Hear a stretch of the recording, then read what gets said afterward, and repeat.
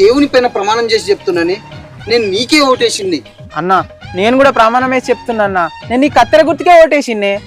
కత్తెరా? ఆ, అరే మనది కత్తెర గుర్తు కదరా? అవును.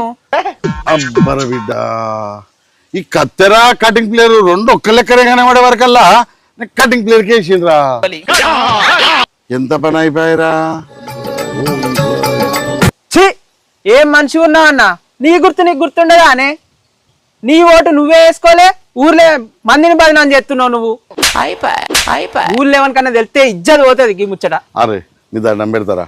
ఈ ముచ్చట ఊళ్ళోవనికి చెప్పకూడదు రాజరా, ఇజ్జత్ మానం పోతుంది. ఇక నువ్వు మంచి పని చేసినావు అని చెప్తాం. ఇక అరే నా ఓటు నేనే వేసుకోలే అంటే ఇజ్జత్ ఉంటుంది ఇంకా వదిన బదనాం చెప్తే ఇక ఆయన వేయలేదని.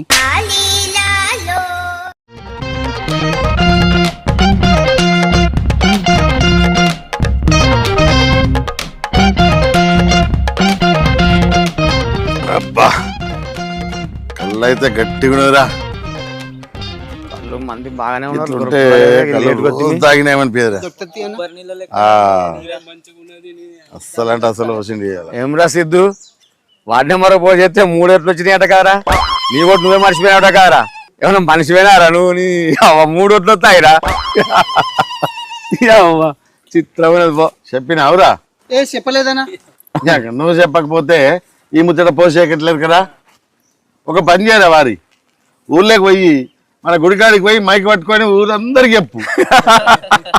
ఇక అప్పుడు నీ కళ్ళు చల్లబడతాయి.